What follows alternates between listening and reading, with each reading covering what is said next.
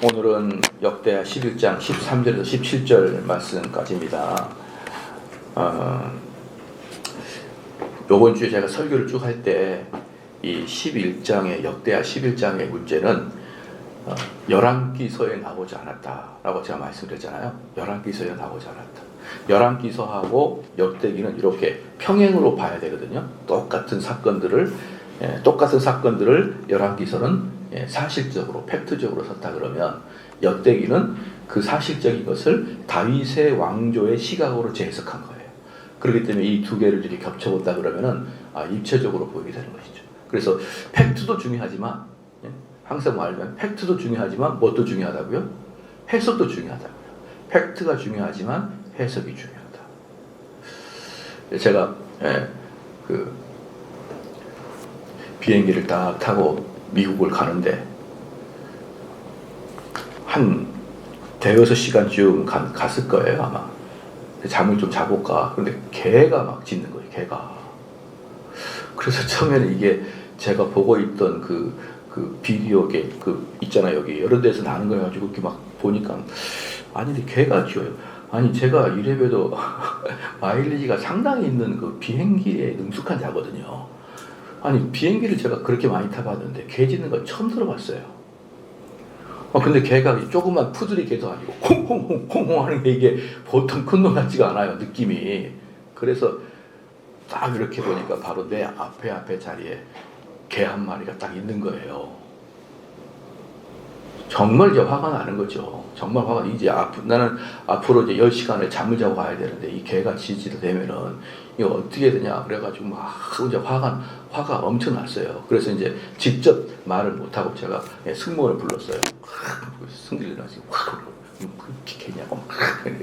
아니 뭔 내가 지금 비행기를 탄 지도 이렇게 수년이 됐는데 개 탄 건 처음 타고 어떻게 개를 해가지고 승객들을 이렇게 피곤하게 하냐고 그랬더니 그 승무원이 저 개를 끌고 온 소녀가 지체장애하고 그 지체장애를 끌고 다닌 개입니다. 그래서 모든 분노가 사라져요. 모든 분노가 사라지는 거라고. 해석이 되면 사라지는 거라고요. 해석이 안 되면 분이 나지만 해석이 되면 사라진단 말이에요. 그게 바로 그 팩트와 그 해석의 차이예요. 무슨 말인지 아시겠죠? 근데 만약에 그 개가 저 뭐 여자가 아마 압구정동에 사는 뭐 그런 고귀한 여잔가 봐요. 아주 어디 가나 개를 들고 다니려 그래요. 그래서 막 화가 더 나죠. 이런 부자 같은 녀석들 이러면서 화를 내던데 개는 장애하고 장애인을 끌고 다닌 개입니다. 원래 그 개들은 이런 비행기를 타도 짖지 않도록 훈련되는데 이 개가 스트레스를 좀 받았나 봅니다. 용서해 주십시오. 이해해 주십시오. 하물라면요 용서하고 이해하죠. 계속 짖으라고 하세요. 아시겠죠? 팩트가 중요하지만 더 중요한 건 해석이에요. 성경도 중요하지만 뭐가 중요하다고요? 교리가 중요하다고요. 그렇잖아요. 왜 그럴까요? 이 성경이 중요하다고요? 웃기는 소리죠. 이 성경 신천지도 갖고 있다고요. 신천지도. 로마 카톨릭도 갖고 있고 이단도 하나님의 교회도 구원파도 다 성경 가지고 합니다. 다 성경 가지고 해요. 그들은 성경이 따로 있는 게 아니에요. 제7 안식일교도 성경 가지고 합니다. 그러나 누가 이단이에요? 잘못된 교리를 가지고 있으면 이단이라고요. 아시겠습니까? 근데 사람들이 교리를 공부 안 해요. 성경이면 됐지. 여러분 성경 요한계시록 만독해봐요. 이만희씨가 돼버린다고요. 이만희씨가. 이만희가 누구지 잘 모르는가 본데 찾아보세요. 성경을 많이 읽고 성경을 암송하고도 중요할 수 있지만 더 중요한 것은 그것의 해석, 즉 교리, 신학이 중요하다고요.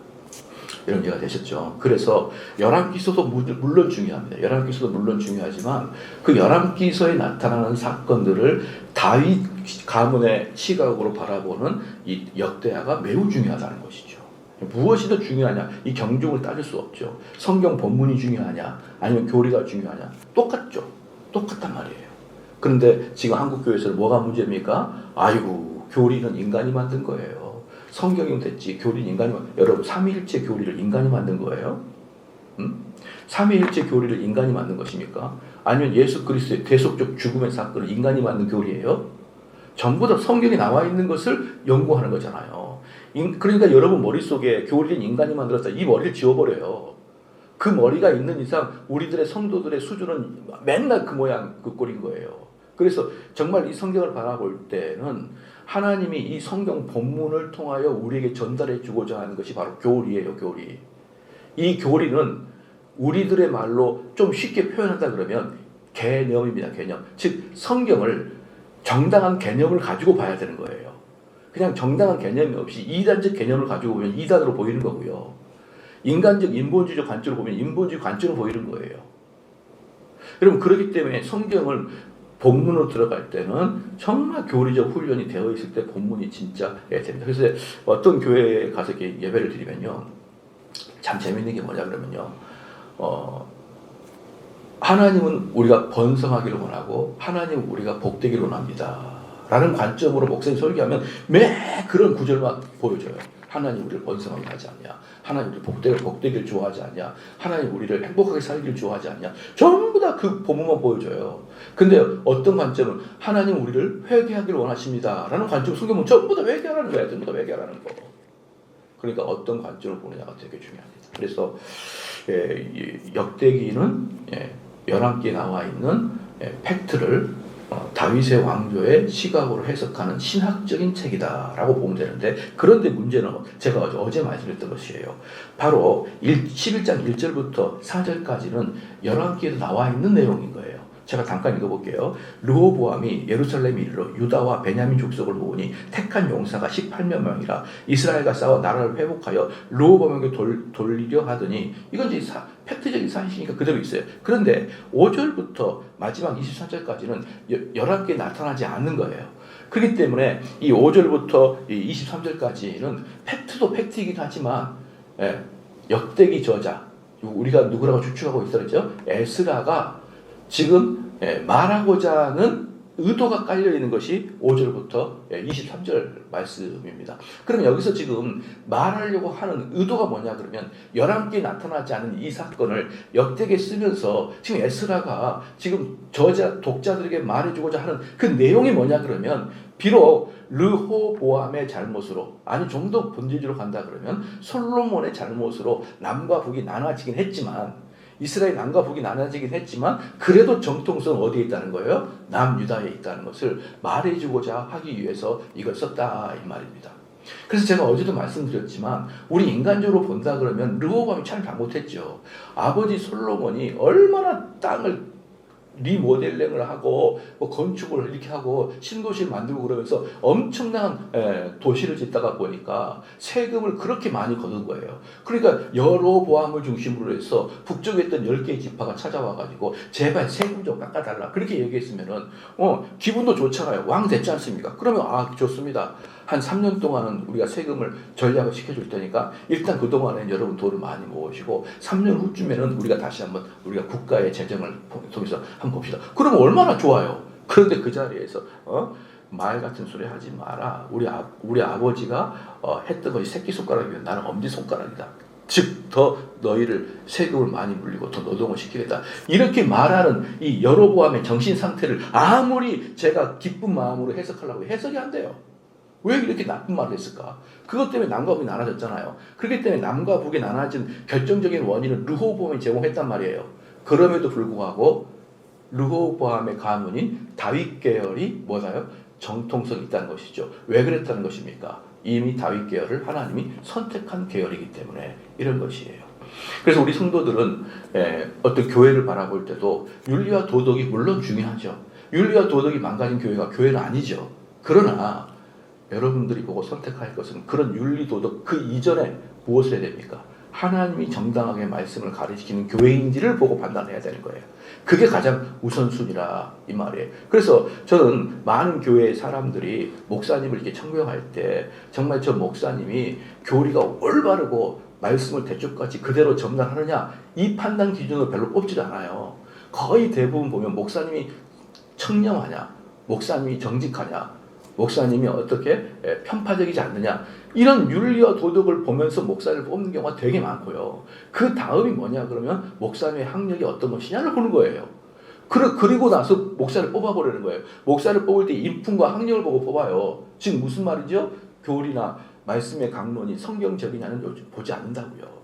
그러니까 이런 시대에 교리를 강조하거나 이런 시대에 하나님의 말씀이 우선이지 윤리가 우선이라고 말할 때는요.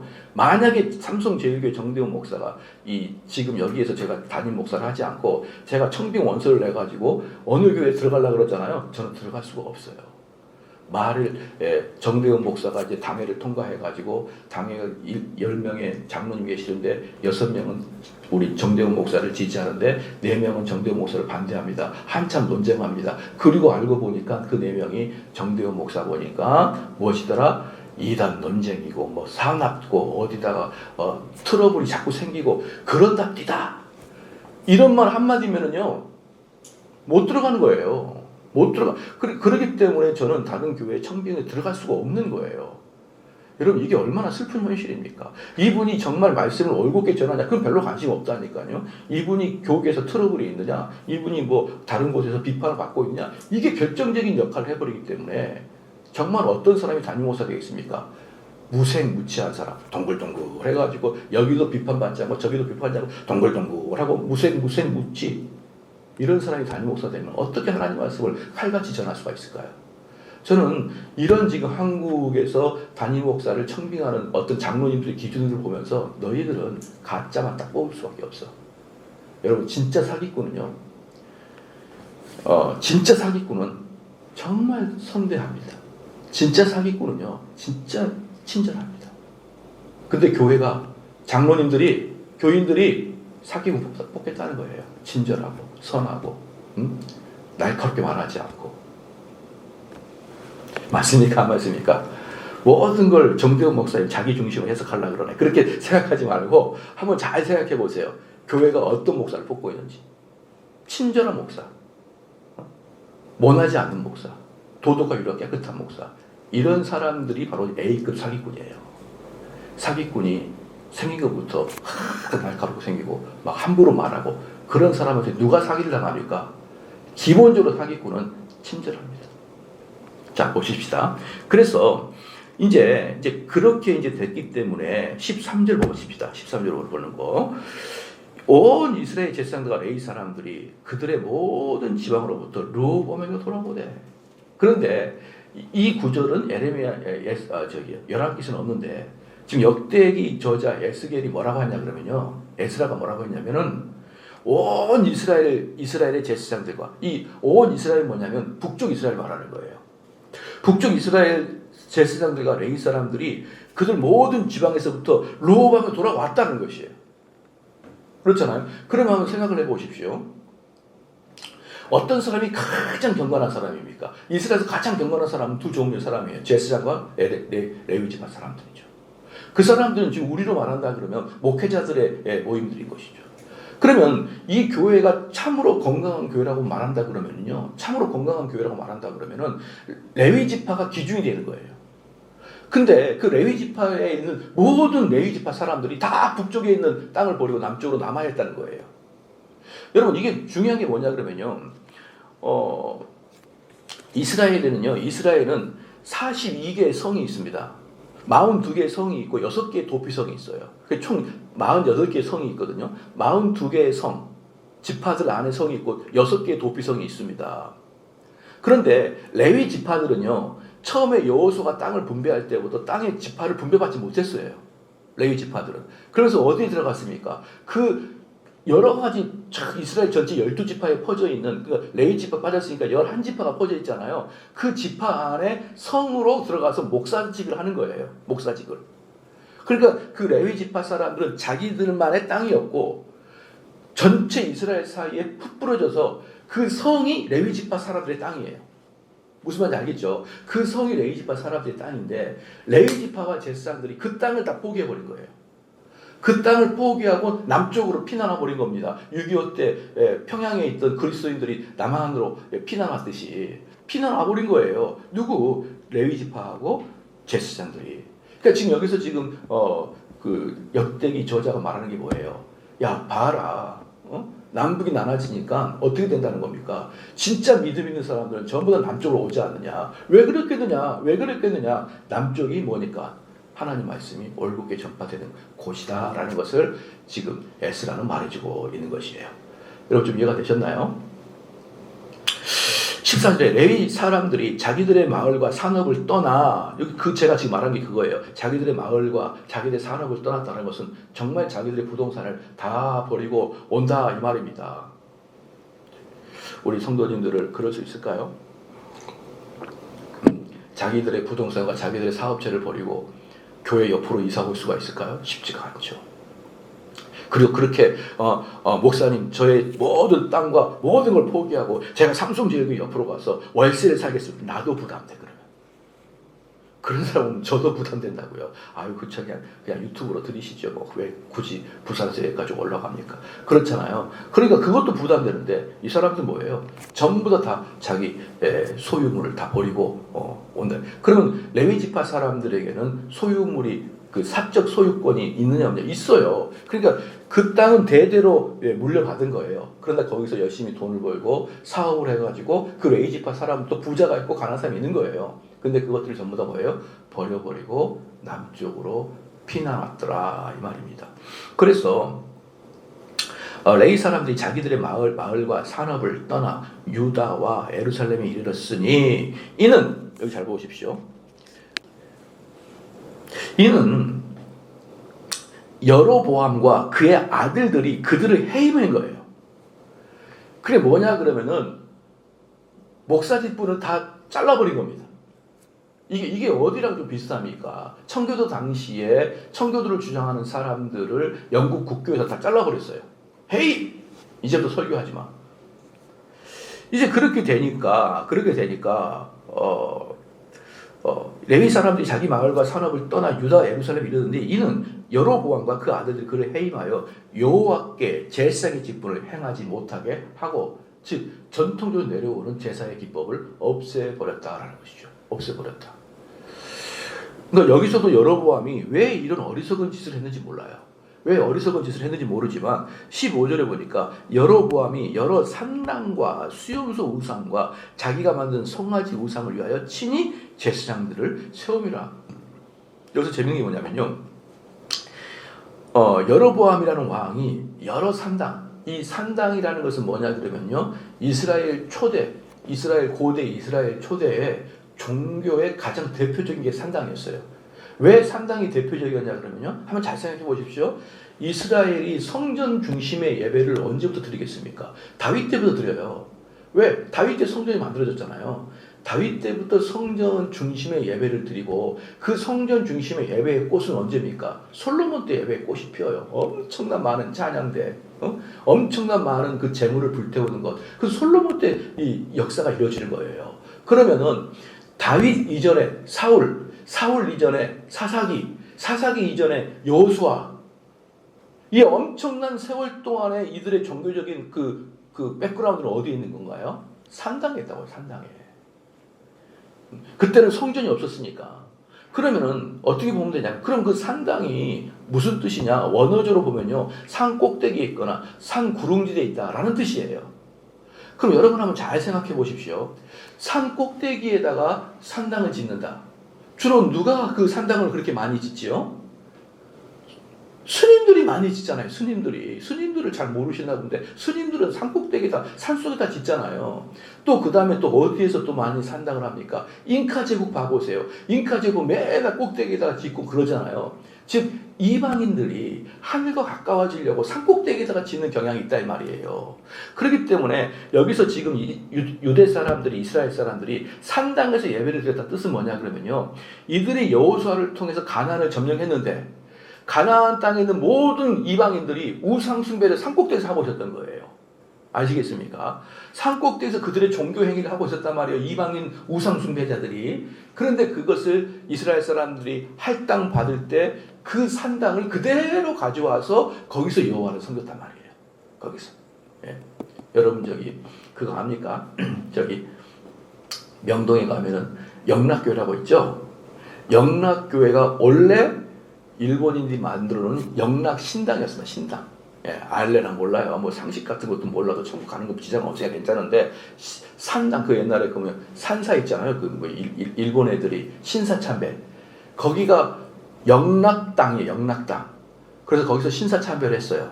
그리고 통일이 되고, 그리고 그 미군이 우리 한국에 주둔할 때 한경진 목사가 영어를 잘해요. 잘해서 한경진 목사님이 통역을 많이 하고 혁혁한 공이 있어가지고 그 땅을 영락교회 가져라 이렇게 해버린 거예요. 한경진 목사니까 그거 너가 가져가지고 거기서 교회 해라. 그래서 그 산사를 그대로 교회로 만들어서 영락 신사가 영락교회가 된 거예요. 재밌죠? 뭐 문제는 없잖아요. 그러나요? 문제는 없잖아요. 그것처럼 이스라엘 사람들이 그 가나안 땅을 점령해가지고 그 산사를 전부 다 뭐예요? 여호와 숭배하는 집으로 예배당으로 다 바꿨습니다. 근데 문제는 뭡니까? 문제는 뭐예요?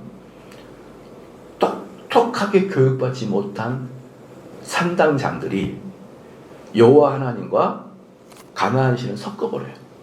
섞어서 예배를 드리는 거라고요. 섞어서 혼합 종교를 만들어 버린다고요. 그래서 이스라엘은 끝까지 왕들은 이 산당을 없애려고 노력했고 이스라엘의 주민들은 이 산당이 자기들로 보면 교회랑 똑같아요. 그러니까 교회를 없앤다고 생각하니까 끝까지 반대했던 게 산당 없애지 말라 했던 거예요.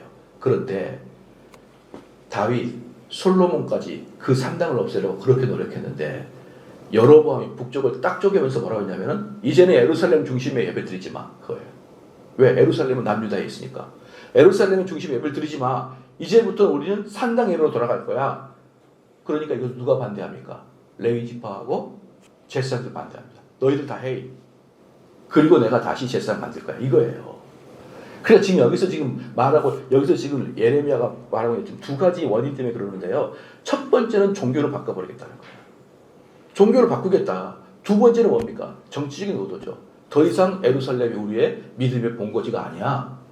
그렇게 딱 얘기하면서 북이스라엘의 가장 남쪽에 있는 베델, 북이스라엘 가장 위에 있는 단, 이 두 곳에다가 큰 산당을 세워놓고 이제부터 너희들이 예배를 드리려면 예루살렘 가지 말고 이쪽으로 가. 이렇게 선포했거든요. 그러니까 이것을 대번에 반대하고 나온 애들이 레위지파 사람들이었어요. 근데요, 여러분 잘 들어보십시오. 보편적인 사람들은 예레미야 말을 따랐습니다. 바로 이게 문제예요. 이게. 그러니까 이 사람들이 성경을 정확하게 좀 알고 신앙의 열정이 있다 그러면은 지금 예레미야가 하고 있는 게 얼마나 얼토당토 않는 일인지 알 텐데 이 북이스라엘 사람들에게 여호와 신앙에 대해서 별로 관심이 없었던 거예요. 그냥 먹고 살기 바쁘는데 이제부터 저 밑에까지 남유다까지 가서 예루살렘에서 예배 드리지 말고 너희들 집 근처에 있는 산당에서 예배를 드려. 옳거니 잘됐다. 아주 좋다. 그렇게 해서 북이스라엘 사람들이 전부 다 그쪽으로 들어갔습니다. 그래서 15절 말씀에 여로보암이 여러 산당과 수렴소 우상과 자기가 만든 송아지 우상을 위하여 친히 제사장들을 세웠어요. 지금 완전히 우상을 바꿨죠. 그리고 제사장도 새로 바꿨고 그 다음에 16절에 이 이스라엘 모든 지파 중에 마음을 굳게 하여 이스라엘의 하나님 여호와를 찾는 자들이 레위 사람을 따라 예루살렘을 이르러 그들의 조상들이 하나님 여호와께 제사하고 하니라. 그러면은 레위 사람들이 안 되겠다. 북은 안 되겠다. 쫙 피나오니까 북이스라엘에서 평신도 중에 경건한 사람들이 다 따라와 버린 거예요. 다 따라와 버립니다. 그러면요, 여러분 어떻게 됐습니까? 북이스라엘은 껍데기만 딱 나와요. 껍데기만. 그리고 사실 이 사건으로 인해서 북쪽이 몇 개 지파죠? 10개 지파예요. 남쪽이 2개 지파입니다. 근데 이 사람들이 얼마나 많이 내놨든지 이 피난 이후에 남과 북이 대등해져 버려요. 얼마나 많이 내놨든지. 참 재밌죠? 네, 너무나 재밌어요. 저는 이런 걸 보면서 르호보암의 왕이라는 사람의 아주 어리석은 판단, 그래서 남과 북이 나눠지는 거, 그 다음에 북이스라엘의 초대왕 여로보암의 이 무지한 판단, 그래서 결국 북이스라엘 멸망으로 들어가는 거. 저는 참 이 사람들이 너무너무 미련하다고 생각합니다. 왜 이렇게 할까? 자, 봅시다. 17절은 그러므로 3년 동안 유다 나라를 도와 솔로몬의 아들 르호보암을 강성하게 하였으니, 그러니까 3년 동안, 여기 무슨 말이냐면요, 그 피난 행렬이 3년 동안 계속 이어졌다는 거예요. 3년 동안 계속 이어졌습니다. 도와 솔로몬의 아들 르호보암을 강성하였으니 이는 무리가 3년 동안을 무엇과 다윗과 솔로몬에게를 향하였다. 그래서 이스라엘은요, 선한 왕을 뭐라고 그러냐면, 이스라엘 왕 전체가 있죠. 특별히 이제 남유다 왕 전체 쭉 있어요. 그럼 거기서 선한 왕은 누구냐? 다윗의 길로 간 사람. 악한 왕은 누구냐? 다윗의 길로 가지 않는 사람. 이게 기준이에요. 그럼 여기에서 지금 말하고 있는 게 뭐냐면 그들이 3년 동안 복을 받았는데 3년 동안 뭐라고 했습니까? 다윗과 솔로몬의 길을 누가? 르호보암이 가더라는 거예요. 그럼 여기 숨어 있어요. 뭐가 숨어 있습니까? 3년 후에 내가 타락해, 르호보암이. 그러니까 3년 동안은 다윗의 길처럼, 즉 여러분 그 한 사람을 평가할 때는요, 어떤 사람이든지 무흠한 자가 어디 있습니까? 무흠한 자가 다 흠이 있죠. 다윗도 흠이 있잖아요. 그런데 문제는 뭐냐면 한 사람을 평가할 때 전반적으로 하나님을 좋아하는 사람이다. 그러면 되는 거예요. 그러니까 정대호 목사가 정말 주의 종인 줄 알았더니 알고 보니까 이것도 문제, 저것도 문제, 이것도 문제 막 그러더라. 아이고, 인간은 썩었더라. 그렇게 말하지 마요. 전반적으로 볼 때 저에게 치명적인 약점이 있을지라도 전반적으로 하나님을 따르는 사람이면 그는 다윗의 길을 가는 사람이라고요. 여러분 제가 다윗보다 제가 무슨 나쁜 죄를 졌나요? 무슨 뭐 간통죄를 저지른 것도 아니고 살인 교사죄를 저지른 것도 아니고 교만해가지고 이스라엘 백성 전체의 숫자를 세다가 하룻밤 만에 수천 명이 죽어버리는 그런 사건도 저지른 것도 아니고 저는 다윗에 비하면 참 괜찮은 사람이에요. 그런데 다윗의 길이 선한 길이라고 말하는 게 뭐예요? 그런 죄가 있지만 그럼에도 다윗은 전반적으로 어때요? 하나님의 길을 가려고 노력하는 사람이다 이 말이에요. 그리고 그가 죄를 지면 눈물로 기도하는 자더라 이거예요. 그럼 악한 왕이 뭐예요? 악한 왕은 몇 번의 선한 일을 하지만 전반적으로 주님을 떠난 자예요. 전반적으로. 이해가 되셨죠? 근데 르호보암이 딱 3년 동안 그렇게 하더니만 3년이 딱 지나서 교만해지기 시작합니다. 교만해지기 시작하니까 첫 번째로 왔던 게 뭐냐면 애굽의 왕이 이스라엘에 쳐들어 버려요. 남유다를. 그러면서 이제 그때부터 남유다가 쪼그라지기 시작합니다. 그럼 제가 말씀의 결론을 하나 드릴게요. 우리나라랑 똑같아요. 우리나라가 어떤 일이 있었냐면요. 6.25 사건 때, 6.25 사변 때 아마 교회를 좀 오래 다닌 사람 다 알 거예요. 6.25 사변 전에 기독교의 핵심은 평양이었습니다. 여러분 주기철 목사님이 평양 장대연교회 담임 목사님이었잖아요. 왜 그런 기라성 같은 분이 평양에 있었을까요? 조만식 장로님, 평양 장대연교회 장로님이었죠. 6.25 이전에 한국 남한에서의 유명한 목사님 누구냐면 김익도 목사예요. 예수천당 불신지요 맨날 이러고 돌아다니다가 그 깡패 출신 김익도. 그럼 여러분 봐봐요. 주기철 목사님 훨씬 낫죠. 김익도 목사님보다. 그렇잖아요. 그러니까 6.25 사건이 이전에는요. 평양이 동양의 예루살렘이었습니다. 평양이 동양의 평양 대부흥 1907년 장대현 교회 주기철 목사 조만식 장로님 전부 다 평양 출신이에요. 이 에미나이 이렇게 이런 분들 그런 분들이 있었는데 6.25가 터지기 전에 김일성이가 어땠냐면 6.25가 터지기 전에 이미 김일성이가 북한을 점령했었죠. 기독교를 박멸하려고 하나씩 교회를 흙을 잡고 없애고 목사를 흠내고 그러니까 북한에 있던 북쪽에 있던 기독교인들이 이 김일성 공산당 이놈들이 우리 교회를 박멸하려고 그러라 이 불만을 갖고 있는데 6.25가 딱 터져버리니까 아이고 다 알았습니다. 다 아시겠어요? 그때 남한에는요 기독교가 북한보다 훨씬 열세였어요. 그 열세일 뿐만 아니라 대표적인 목사도 봐봐요. 주기철 목사님 정말 경건한 분인데 뭐 김익도 목사님 나쁘다는 뜻이 아니지만 김익도 목사님 우리들의 속칭 말로 껄렁껄렁한 그런 원래 조폭 출신 목사가 김익도 목사였어요. 그러니까 돌아다니면서 술집 가가지고 술 먹고 있는 사람한테 이렇게 등치 큰 김익도 목사가 삐쭉 막 이랬던 게 김익도 목사예요. 쭉 막 이러면서 죽을래 이러면서. 근데 그 사람이 원래 조폭 출신이기 때문에 사람들이 김익도 목사를 터치도 못했어요. 그러면은 벌써 목사의 퀄리티만 해도 북쪽에도 목사들이 훨씬 낫죠. 그리고 인구 수도 많고 열정도 많고 평양 대부흥도 경험했고 이랬던 분들이 6.25 때 전부 다 남한을 걸었습니다. 근데 여러분 그거 아십니까? 6.25 당시 때 신진 엘리트들은 기독교를 받아들이고 있었어요. 그리고 구태의연한 사람들 유교에 있었어요.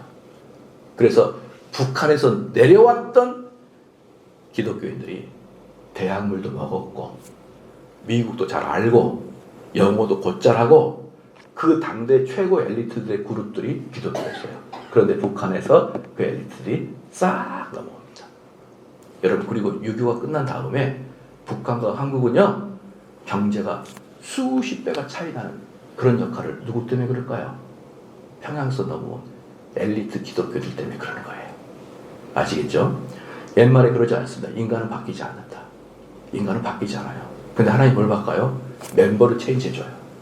그래서 우리 하나님이 이 남한에 복을 주려고, 이 남한에 우리 같은 사람에게 복을 주려고 북한에 있던 엘리트 기독교인들을 전부 다 남한에다가 심어놔버렸어요.